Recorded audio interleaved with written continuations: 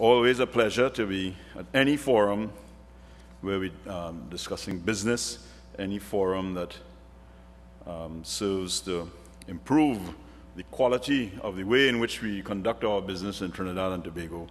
And it's something that this administration is, as you know, is pushing hell hard to make this thing happen. So I'm indeed delighted to address you at this opening session of the Excellence in Business Forum 2011.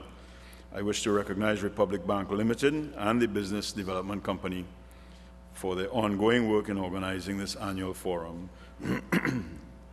Excuse me. The forum theme for 2011 is choosing to be great instead of big. And as Henry Ford said, the competitor to be feared is the one who never bothers about you at all, but goes on making his own business better all the time. And in fact, as Mr. Joel Whiteway said, I come from the business community, and it's something that I never looked at. I never really looked at the competition. I always put my head down and just went ahead in trying to make my business better rather than worrying about what the other guys were doing. And this is what choosing to be great is all about, an ardent determination to become the absolute best in what you do. It is about achieving success by maintaining that vision of excellence. Today you will hear from international business speaker Bo Burlingham, who will share insight on how to make your company great, how specific business practices can help you consistently doing better than others, to increase the business activity and profits without necessarily expanding the size of your operations. In turn, our local entrepreneurs will also share their stories of triumph over challenges, and in particular what they have done to outpace their competitors. For participants, I trust that these stories will enhance your current perspective and go a long way in helping you developing strategies to enhance your business and to increase profits. Of course, that word keeps coming up, profits, which is a very good word, by the way. A couple months ago, I spoke at the launch of the Global Entrepreneurship Monitor in Trinidad and Tobago. And this was the first time that Trinidad and Tobago participated in this activity. And our results, I am pleased to say, demonstrated the high level of appreciation for entrepreneurial and independent business activity in this country. Trinidad and Tobago ranks above average in several indicators relating to entrepreneurial activities and perception.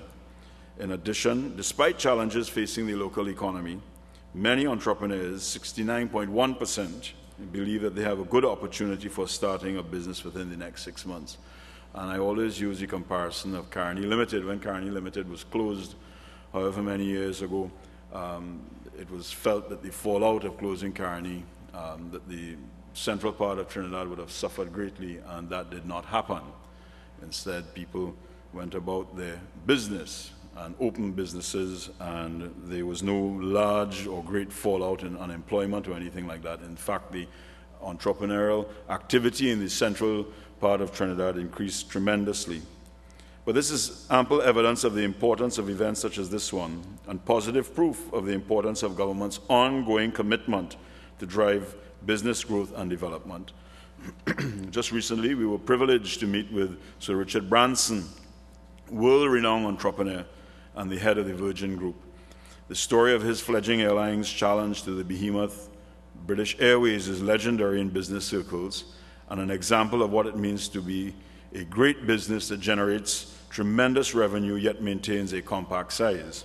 And while Virgin has indeed grown in capacity and stature, it is still much smaller in terms of revenues and fleet size in comparison to most of its very large competitors such as American Airlines, BA, Singapore, etc.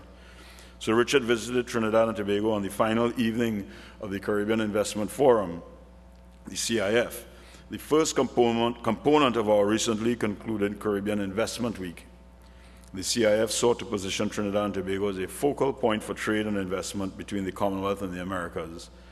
And we were tremendously pleased at the outstanding response in the terms of the high-caliber presenters and participants. The second component of the Investment Week was our annual Trade and Investment Convention, the TIC, for which the Ministry of Trade and Industry is a co-sponsor. In fact, that was an extremely successful week, and I think what we are doing as a government, it is promoting business in all and many different ways, and the Caribbean Investment Week is just one of those avenues that we are using, and I believe that it is going to be an annual affair. Hosting both of these events within the same week provided potential investors with a unique business experience through exposure to a wide range of business owners and operators, chief executives, financiers, and investors. And based on the initial feedback we have received, we expect to see a significant business opportunities unfold in our Twin Island Republic. The Ministry of Trade and Industry is here to support businesses in the quest to become great. And our mandate to diversify the economy demands a full commitment to strengthening local business and assisting them in becoming globally competitive. A critical part of this involves creating an enabling environment for businesses to develop and flourish. We have already implemented a number of initiatives which are bearing fruit and have resulted in an improvement in our rankings in the 2010-2011 Global Competitiveness Report and the Global Information Technology Network Readiness Index. And we intend to accelerate our pace as we strive to remove obstacles that impede the growth and development of our local companies. Stronger emphasis will also be placed on assisting entrepreneurs in developing the skills to innovate. Innovation is a common thread in our policy formulation, as it is critical for long-term sustainable development. Our intention is to foster a culture that embraces research and innovation and drives a knowledge-based economy which will support greater entrepreneurial activity. I have said it time and time again that Singapore's budget for 5 years in R&D was 10 billion Singaporean dollars, and I don't think we can actually quantify the amount of money that is actually spent on R&D in Trinidad and Tobago, and yet you have a country like Singapore, again 10 billion Singaporean dollars in 5 years. And that is I don't know how we're going to reach there, but at least we have to start from somewhere. So presently, one of our flagship initiatives in making us more competitive, of course, is the TT BizLink, which is I've talked about that many, many times, which we hope will revolutionize the way in which we do business in Trinidad and Tobago. There are a couple of legislative issues that have sprung up, and we are dealing with that now. So in the Parliament opened yesterday, but when it comes back from vacation, we will have those pieces of legislation presented.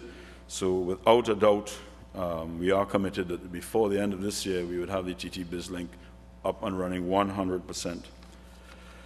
Our strategic partnerships with agencies such as the Business Development Corporation, ETEC, TTCSI, and Exim Bank, and the Free Zone is also critical to facilitating entrepreneurship and innovation.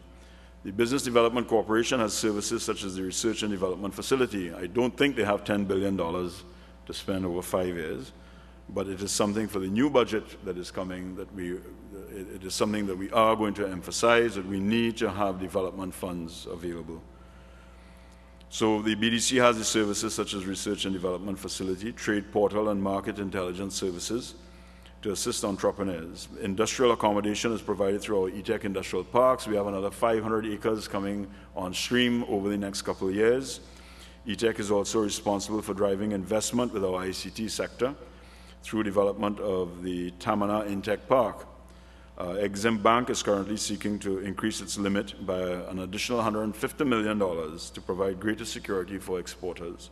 So the Ministry of Trade and Industry, through these agencies, we are working very, very hard at changing the way in which we do it to ensure that whatever business people need, the entrepreneurs need, that we have it available.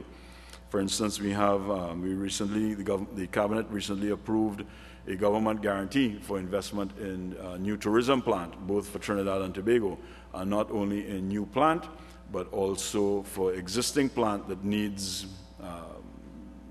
refurbishment.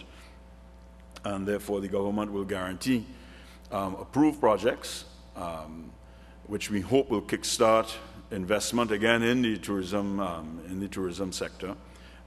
Tobago, for instance, needs an additional 1,500 quality rooms. Where do we get that from? We have the Vanguard Hotel, soon not to be known as the Vanguard, I hope, that is going to be up and running. I have committed to the government and committed to the the people of Trinidad and Tobago and to the airlift coming into Tobago that November the 1st, what is now known as the Vanguard Hotel will open its doors for business. But that's only 200 rooms. We have to find an additional 1,300 rooms in Tobago, and that's not included in Trinidad. And therefore, this government guarantee, we hope, will go a very long way in encouraging people to invest in that particular area. For instance, on the Free Zone Company, we have removed the cap on the Free Zone, and I know that's not for SMEs, but still, there was a cap of $50 million that has been removed. There is no cap on the Free Zone for you to register under the Free Zone Company. In addition, we also be in the process of removing the clauses in the Free Zone Act that dictate that the free zone is like you can't get a free zone status if it's a petroleum-based product. And of course, practically everything in this room is made from some form of petroleum or natural gas, and therefore it was a bit ludicrous to have that clause there. But again, the Free Zone Act that we're operating under is about 18 years old, so we're revamping that. And that is going to encourage people to, again, invest, especially in the export business. The other area that we have not looking at, that we actually do now is the public-private partnership. The Ministry of Trade and Industry is very, very strong on the public-private partnerships. We work with all private sector organizations because we know the government, we are not in a position at the Ministry of Trade and Industry to do everything. It is impossible. We are stymied by a number of things. We can't move as fast as private sector organizations, and therefore we support fully private sector organizations. I see some of my friends from the fashion industry. Obviously, they have not looked at me as yet as part of the fashion grouping, but soon to be, I hope. But again, for instance, something like the fashion industry, it's people might say, well, fashion, that's a kind of airy-fairy kind of thing, big deal. It is a big deal. Okay, and it can go very, very far in developing a whole new business, especially in the SMEs, because that type of business augurs well for SMEs. So again, that is something the fashion industry needs help, it needs funding, it needs organizing and what have you, and that is how the government operates. So in closing, ladies and gentlemen, I wish to reaffirm that government is committed to enhancing the framework for growing competitive businesses, and we see the private sector as the engine of growth for the economy. And while we set policy in collaboration with our stakeholders, it is the role of business to accept the investment risk, to take advantage of the opportunities presented, and accept the challenge to become the absolute best and compete on the global stage. And I will again confirm the government has no business being in business. We want the private sector to do that. And I would like to thank you for inviting me here today to share some thoughts with you, and wish you all a very productive and informative session. The Ministry of Trade and Industry looks forward to working with all stakeholders, public and private, to continue developing a business-friendly environment that will support our goal of long-term economic growth. Ladies and gentlemen, I thank you.